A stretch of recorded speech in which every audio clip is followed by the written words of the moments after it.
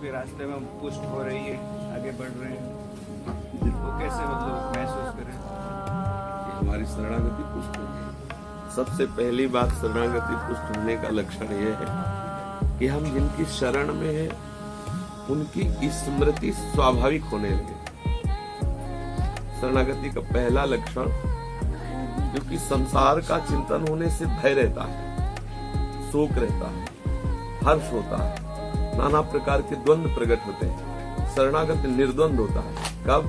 जब सतत भगवत स्मरण होता है। हम जिसकी शरण में हैं उसका स्मरण बढ़ने लगे, उसकी स्मृति में हमारा मन खींचने लगे अपने आप। जैसे अभी होता है, हमें बिना सुख के बिना स्वाद के करना होता है, पर शरणागति जिसकी हो जाती है अंदर से कि मैं प्रभु का हूँ, उसे भजन खींचना नहीं पड़ता, स्वाभाविक होता है। जहाँ प्रभु का भजन स्वाभाविक होता है वहाँ धैर्य, निर्भयता, निश्चिंतता, शोक रहित, संशय रहित, विपरीत भावना का त्याग, ये लक्षण आने लगते हैं। यदि हमारे अंदर भय है, कल सत्संग में चर्चा हुई थी कि शरणागत के पीछे भगवत कृपा से अनंत शक्ति सामर्थ्य प्रभु अपनी भागवतिक शक्ति को लगा देते हैं। हमारी चाह नहीं है, जीव ही शरणागत जीव होता है वास्तविक। जैसे वचन से कह रहे हैं ना, झूठे बोल रहे हैं, हमारी आसक्ति तो संसार के भोगों में, शरीर संबंधों में, पर हमने सत्संग में सुना कि कल्याण का परम हेतु भगवान की शरणागति है। तो अंदर से नहीं हो रहा, पर हम बाहर से कह रहे हैं श्री कृष्ण आपकी शरण में है, तो श्री कृष्ण बहुत करुणामय है, इस बात को स्वीकार कर लेते हैं। अंदर से सारा विषय प्रपंच भरा हुआ है, अंदर से संसार का राग भरा हुआ है, लेकिन वचन से उसने बोला कि हे श्री कृष्ण मैं आपकी शरण में हूँ, तो श्री कृष्ण स्वीकार कर लेते हैं। अब उसे साम दाम दंड भेद चारों से उसको अपने असलियत शरण में लाएंगे। प्रभु उसके सामने ऐसी प्रतिकूल परिस्थिति या ऐसी अनुकूल परिस्थिति या ऐसी भयावह परिस्थिति या ऐसी आनंददायक परिस्थिति, जैसा उपासक है, वो सर्वज्ञ है, जैसी परिस्थिति से वो वहां पहुंच सकता है, वो परिस्थितियां उसके सामने प्रकट कर देंगे।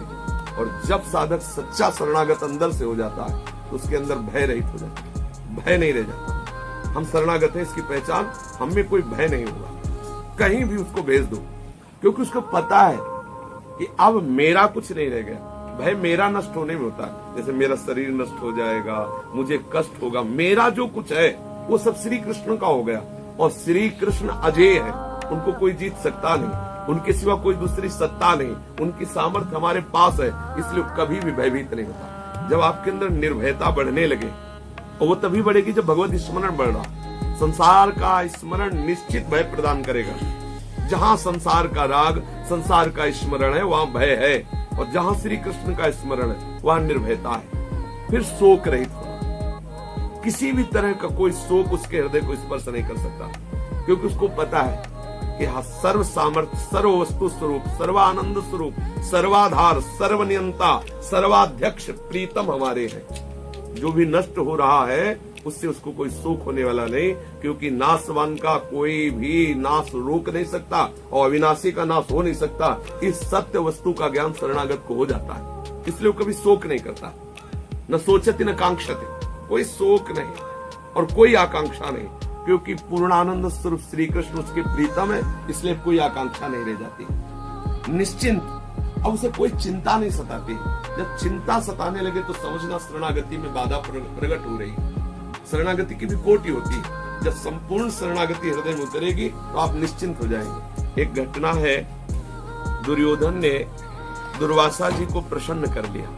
दुर्वासा जी ऐसे महात्मा कि इनको प्रसन्न करना बड़ा कठिन है। 4 महीने दुर्योधन के पास रुके और उसने सम्यक सावधान होकर उनकी सेवा की।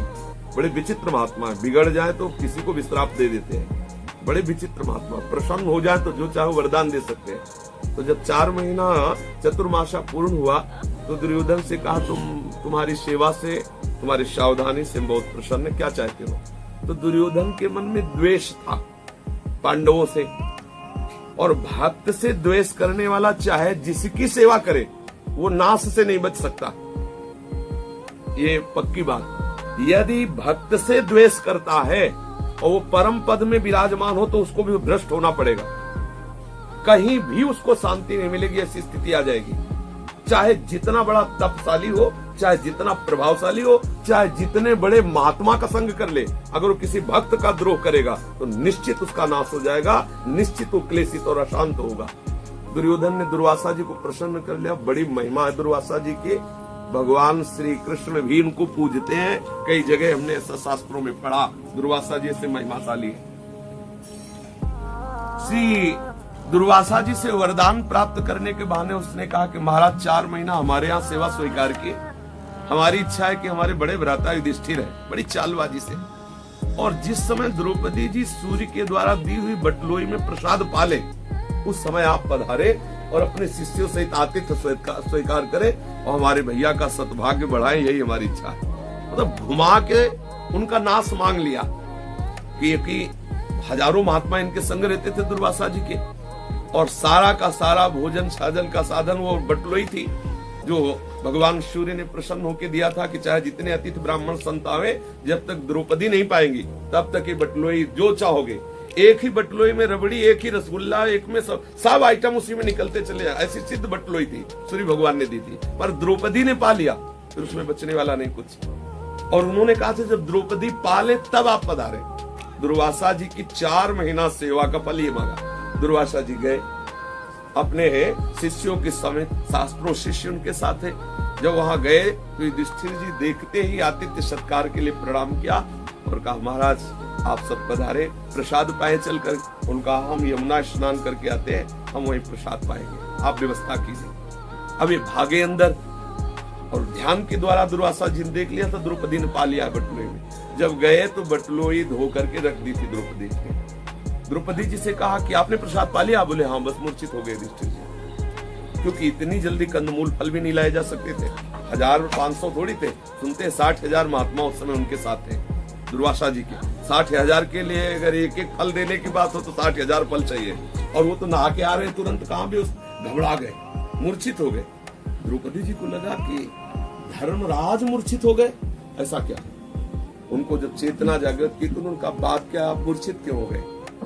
बोले दुर्वासा जी अपने 60,000 शिष्यों के साथ आए और उनका हमने निमंत्रण कर दिया और बटलोई में तुमने प्रसाद पा लिया, धो के रख दिया, अब कैसे होगा?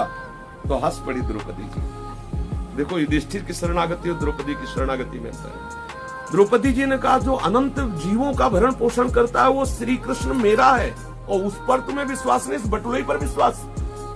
तुम मूर्छित हो गए केवल इस बात से, तुम्हारी बुद्धि श्री कृष्ण की तरफ नहीं गई कि हमारे प्रीतम अनंत ब्रह्मांडों के जीवों का पालन पोषण करने वाले एक बटलोई को लेकर आप मूर्छित हो गए। आप निराश मत होइए। और जे ही द्रौपदी जी ने ध्यान किया तो पीताम्बर फहराते हुए 9 किशोर लाडले कृष्णा आ गए, प्रभु आ गए। अब देखो बात बाद में करना, पहले हमें कुछ पवाव भूख लगी। बोले समस्या पे समस्या, समस्या इसी भोजन की तो हो रही है। बोले हम कुछ सुनने वाले नहीं, बात तब सुनेंगे, पहले भोजन। बोले प्रभु इस समय कुछ नहीं। बोले ले आओ बटलोई। बोले वो धो के रख दिया। बोले तुम लाओ तो, कर तुम अकर तुम अन्यथा कर तुम सर्व समर्थ। क्या एक पतिव्रता पत्नी के द्वारा मार्जन किए हुए पात्र में जूठन रह सकती है क्या? कोई दलित हो, ग्रामीण तो रह सकती, राजरानी है और किसी स्त्री से प्रकट नहीं हुई, यज्ञ से प्रकट हुई है। श्री द्रौपदी जी देवी है, कोई साधारण नारी थोड़ी है। और बटलोई वरदान से युक्त है कि द्रौपदी के पाने के बाद उसमें कुछ बचेगा नहीं। 2 बातें, एक पतिव्रता के द्वारा मार्जन किए हुए पात्र में जूठा कैसे रह सकता है, और एक देवता के द्वारा आशीर्वाद देने वाली बात कि आप द्रौपदी के पाने के बाद उसमें कुछ नहीं बचेगा, तो उसमें शीत कहां से बच गया? उसमें कैसे बटलोई? यही है कर तुम अकर तुम अन्यथा कर तुम। ठाकुर ने कहा इसमें एक शीत लगा हुआ है, निकाला और कहा ये शीत तो पूरे विश्व को तृप्त करने में समर्थ है। और ठाकुर जी ने पाया, जे ही पाया तो वहां जितने महात्मा थे सबके हाथ खोल एकदम, मतलब एक कुल्ला जल भी पीने की सामर्थ्य नहीं रही। भगवान ने भीमसेन से कहा जाओ दुर्वासा जी को लाओ। बोले महाराज व्यवस्था तो है नहीं। बोले तुम जाओ उनसे कहो कि चलो पंगत बिल्कुल लगने के लिए तैयार है, आप आओ। दुर्वासा जी के पास गए तो वहां उबा सासी चल रही थी। भगवान तो सर्वसामर्थ्य। दुर्वासा जी से कहा कि खीर पकौड़ी रसगुल्ला सब तैयार, महाराज पधारो। तो उन्होंने कहा जो चाहो वरदान ले लो, भोजन की मत कहो, इस समय थूक लीलने की भी सामर्थ्य नहीं जो मुंह में आ रहा है। भगवान है ना, ऐसा कर दिया कि महात्मा सब दुर्वासा जी ने जब कहा कोई वरदान मांग लो लेकिन भोजन, बोले शिष्य ने कहा नहीं, गुरु जी तो कुछ पा भी सकते हैं, हमारी तो बिल्कुल सामर्थ्य पाने के नहीं। भीम ने कहा कि जिस हेतु से दुर्योधन ने यहाँ भेजा था उस हेतु को वो प्राप्त हो जाए। दुर्योधन ने भेजा था कि ऐसे में दुर्वासा ऋषि के श्राप से पांडवों का नाश हो जाएगा। तो दुर्वासा जी ने कहा तथास्तु। देखा श्री द्रौपदी जी की शरणागति चीरहरण के बाद जो हुई बड़ी ठोस हुई। श्री कृष्ण के सिवा अन्य आश्रय नहीं। तो निश्चिंतता तभी बढ़ेगी जब हमारी शरणागति होगी। शरणागति का लक्षण निश्चिंतता। हर घटना में हमें श्री कृष्ण याद आ जाने चाहिए।